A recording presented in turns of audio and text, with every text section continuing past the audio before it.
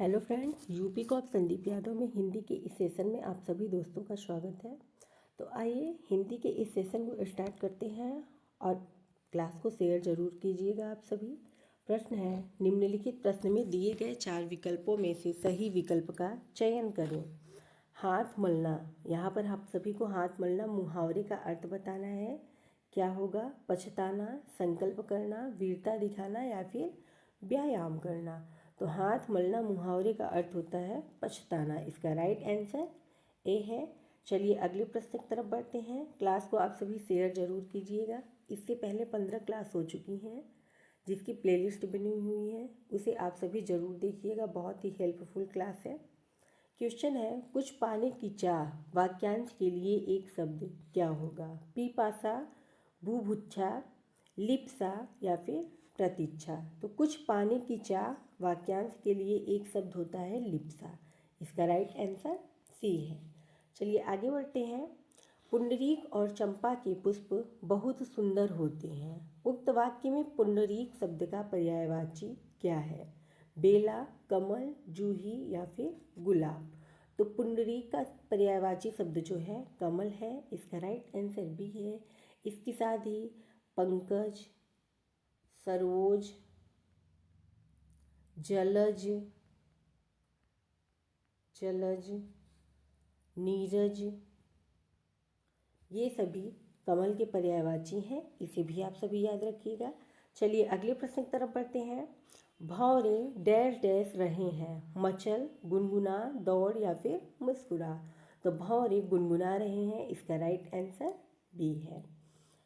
अगला प्रश्न है, दिए गए वाक्य में रेखांकित शब्दों के लिए सही शब्दों वाले विकल्प का चयन करें। तो कैकेयी की हालत देखकर भरत को दुख हुई। तो यहाँ पर दुख हुई रेखांकित है। ऑप्शन है पश्चाताप हुई, दया हुई, दुख हुई या फिर क्षोभ हुआ। तो कैकेयी की हालत देखकर भरत को क्षोभ हुआ। इसका राइट आंसर बी है। चलिए अगले प्रश्न की तरफ बढ़ते हैं। सागर की तरह बड़ा होने का कोई महत्व नहीं है। अगर किसी की प्यास ना बुझा सके, वाक्य में प्रयुक्त सागर का पर्यायवाची शब्द नहीं है। यहाँ आप सभी को बताना है कि कौन सा सागर का पर्यायवाची शब्द नहीं है। तो इसका राइट आंसर जो होगा सी है। जगद जो है ये सागर का पर्यायवाची नहीं है। उदधि, वारधि, जलधि ये तीनों सागर के पर्यायवाची हैं। इसके साथ ही समुद्र, नीरनिधि और नदीस, पयोधि, पारावार ये सभी सागर के पर्यायवाची हैं। चलिए आगे बढ़ते हैं। निम्न में से कौन सा शब्द स्त्रीलिंग है? विवाद, शार, रूप या फिर आर। तो आप सभी को स्त्रीलिंग शब्द बताना है। तो इसका राइट आंसर डी है। आय स्त्रीलिंग शब्द है। अगला प्रश्न है, गागर में सागर भरना मुहावरे का सही अर्थ है। ऑप्शन है थोड़े पैसे में बहुत कुछ खरीद लेना, बी है छोटे बर्तन में ज़्यादा चीज़ रखना, सी है थोड़ी जगह में बहुत सामान जमाना, डी है थोड़े समय में बहुत कुछ कहना।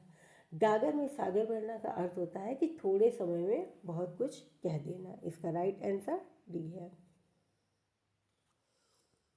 अगला प्रश्न है, जो पहरा देता है वाक्यांश के लिए सार्थक शब्द क्या होगा? रक्षक, सेवक, प्रत्यागत या फिर प्रहरी। तो जो पहरा देता है उसे क्या बोलते हैं? प्रहरी। इसका राइट आंसर डी है। दिए गए वाक्य में रेखांकित शब्द का विलोम शब्द ज्ञात कीजिए। मुझे अपना काम पूरा होने की आशा है। तो यहाँ पर आप सभी को आशा का विलोम बताना है कि क्या होगा। दोष होगा, कायर होगा, निराशा होगा या फिर अनादर होगा। तो आशा का विलोम जो है निराशा होता है। इसका राइट आंसर सी है। दोष का विलोम पूछे तो गुण होता है गुण, और कायर का विलोम पूछे तो साहसी होता है साहसी, और अनादर का विलोम पूछे तो आदर होता है आदर। चलिए आगे बढ़ते हैं। निम्नलिखित में से कौन सा शब्द अनेकार्थी शब्द नहीं है? यहाँ पर आपको बताना है कौन सा शब्द अनेकार्थी नहीं है। मुद्रा, गुरु, राशि या फिर बुद्धि। तो इसका राइट आंसर जो है डी होगा। बुद्धि अनेकार्थी शब्द नहीं है। मुद्रा, गुरु और राशि ये तीनों अनेकार्थी शब्द हैं। चलिए अगला प्रश्न है, दिए गए वाक्य में से निरर्थक शब्द ज्ञात कीजिए। इनका तो जन्मों जन्मों का साथ है। तो आप सभी को इस वाक्य में से निरर्थक शब्द ज्ञात करना है। ऑप्शन दिया है जन्मों, साथ, जन्मों, इनका। तो इसका राइट आंसर जो होगा बी। ये जो जन्मों है ये निरर्थक शब्द है, ये जो है ये सही है जन्मों। तो इनका साथ तो जन्मों का है। चलिए अगले प्रश्न की तरफ बढ़ते हैं।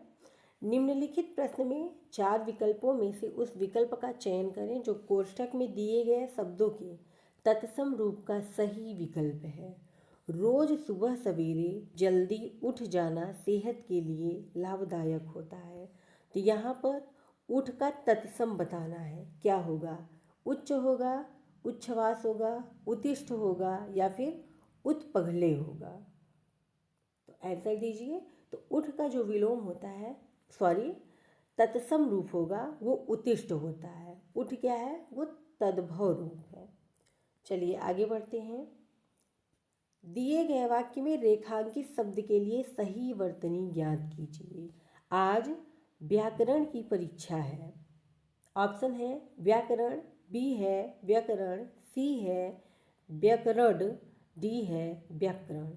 तो यहाँ पर आप सभी को बताना है कि व्याकरण चारों ऑप्शन में से किसमें सही लिखा है। इसका राइट आंसर जो होगा ए है, व्याकरण होता है, न कि व्याकरण। चलिए आगे बढ़ते हैं। दिए गए वाक्य में रेखांकित शब्द का विलोम शब्द ज्ञात कीजिए। यह पहाड़ कितना विशालकाय है। ऑप्शन है विपद, बड़ा, लघुकाय या फिर सासी। तो विशालकाय का विलोम बताना है कि क्या होगा। विशालकाय मतलब होता है बड़ा, तो इसका राइट आंसर जो है सी होगा। लघुकाय मतलब छोटा। चलिए दिए गए वाक्य में रेखांकित शब्द का तत्सम शब्द ज्ञात कीजिए। जब तक लक्ष्मण नहीं आए तब तक उर्मिला नींद में ही थी। तो यहाँ पर आप सभी को नींद का तत्सम बताना है। तद्भव दिया है, तत्सम बताना है। क्या होगा? निद्रा होगा, निम्ब होगा, नकुल होगा या फिर नव होगा। तो नींद का जो तत्सम होता है निद्रा होता है। इसका राइट आंसर ए है, याद रखिए। चलिए अगला प्रश्न देखते हैं। यह रास्ता डैश डैश है, सावधानी से चलें। उपर्युक्त वाक्य में रिक्त स्थान की पूर्ति शुद्ध वर्तनी वाले शब्द द्वारा कीजिए। दुर्गम है, दुर्गम है या फिर दुर्गम है या फिर दुर्गम है। आंसर दीजिए आप सभी चारों ऑप्शन में से। तो यह रास्ता दुर्गम है, इसका राइट आंसर ए है। बाकी की ये तीनों जो हैं अशुद्ध है। चलिए अगला प्रश्न है। लोग उपदेशों का अनुसरण करने में प्रसन्नता का डैश डैश करेंगे। रिक्त स्थान की पूर्ति उपर्युक्त शब्द द्वारा कीजिए। उपवास, अनुभव, महसूस, प्रतिफलन। तो लोग उपदेशों का अनुसरण करने में प्रसन्नता का अनुभव करेंगे। इसका राइट आंसर बी है। अगला प्रश्न है। रिक्त स्थान को भरने के लिए उपयुक्त शब्द का चयन करें। दक्षिण का कोणार्क मंदिर डैश डैश का अद्भुत नमूना है। मुगल कला का, वास्तुकला का, पाश्चात्य कला का या फिर हस्तकला का।